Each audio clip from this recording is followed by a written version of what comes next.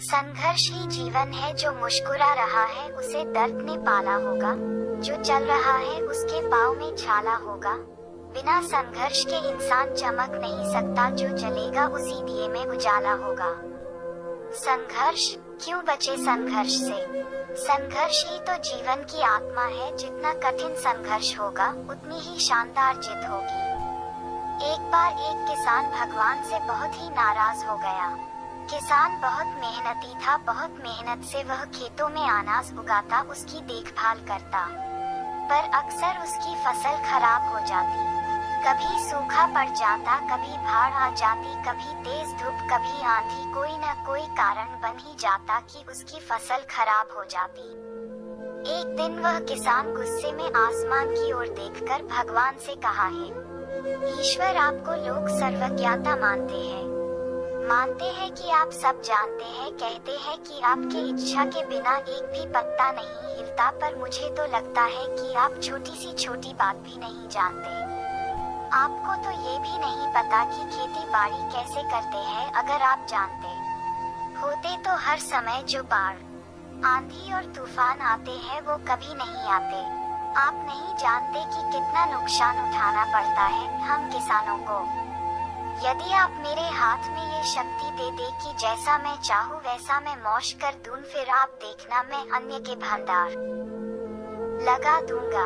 भगवान इस किसान के तीखे वाक्य सुनकर मुस्कुरा रहे थे और वह किसान के सामने प्रकट होकर बोले, मैं आज से तुझे ये शक्ति देता हूँ कि तुम अपनी खेतों पर तुम्हारी जैसी इच्छा ही तुम वैसा मौज कर दोगे।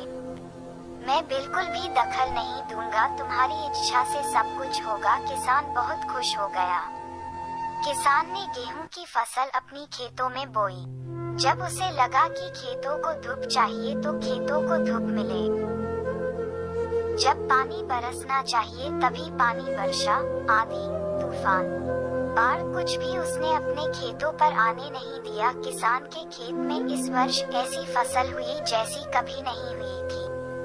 हरी भरी लहलहाती फसल। मन ही मन वह बहुत खुश हो गया और सोचने लगा, अब सबूत के साथ दिखाऊंगा भगवान को कि इसे कहते हैं शक्ति का सही उपयोग। मेरी सफलता देखकर उन्हें अपनी नियम जरूर बदलने पड़ेंगे।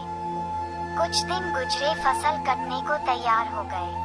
किसान बहुत उत्सुकता के साथ फसल को काटने लगा, पर जैसे ही उसकी नजर गेहूं की बालियों पर गया तो उसने अपना सिर पीट लिया और वह रोने चिल्लाने लगा।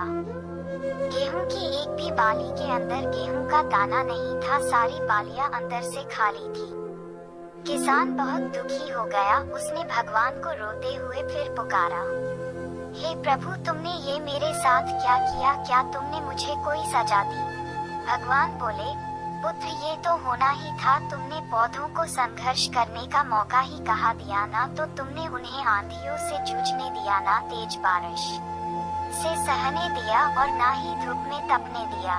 एक भी चुनौती का सामना तुमने उन्हें नहीं करने दिया, इसीलिए सारे पौधे अंदर से खोखले रह गए। जब आंधी, तूफान, तेज बारिश और धूप पड़ती है तभी ये पौधा अपने अस्तित्व को बचाने के लिए संघर्ष करते हैं, और इसी संघर्ष से एक बल पैदा होता है जिसमें शक्ति होती है, ऊर्जा होती है, और यही ऊर्जा पूर्ति तेरे गेहूं के दानों की तरह जो नहीं फूटी। तूने उन्हें कठिन परिस्थितियों से गुजरने ही नहीं दिया जहां उनके अस्तित्व का जन्म होता। सारे बालियां इसीलिए खाली है, इसमें एक भी गेहूं का दाना इसलिए नहीं है क्योंकि तुमने अपने पौधों को संघर्ष कराया ही नहीं। याद रखिए, स्वर्ण में सवर्णीय आभा तभी आती है जब वह आग में तपने, गलने और हथौड़े से पीटने जैसे संघर्षों से गुजरता है। कोयले का टुकड़ा हीरा तभी बनता है जब वह उच्च दाब और उच्च ताप की मुश्किल परिस्थितियों से गुजरता है। इसी तरह यदि हमारी जिंदगी में कोई संघर्ष ही ना हो, कोई चुनौती ही ना हो, तो हम भी गेहूं की बालियों की तरह खोखले रह जाएंगे, कोई अस्तित्व नहीं होगा हमारा।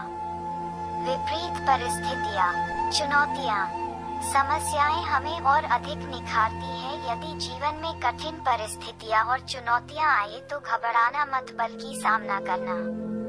विश्वास करना कि आप और अधिक निखर जाओगे और अधिक मजबूत बन जाओगे। किसी ने कितना सही कहा है, जिंदगी जीना आसान नहीं होता, बिना संघर्ष कोई महान नहीं होता। जब तक ना पड़े हथौड़े की चोट तब तक पत्थर भी भगवान नहीं होता।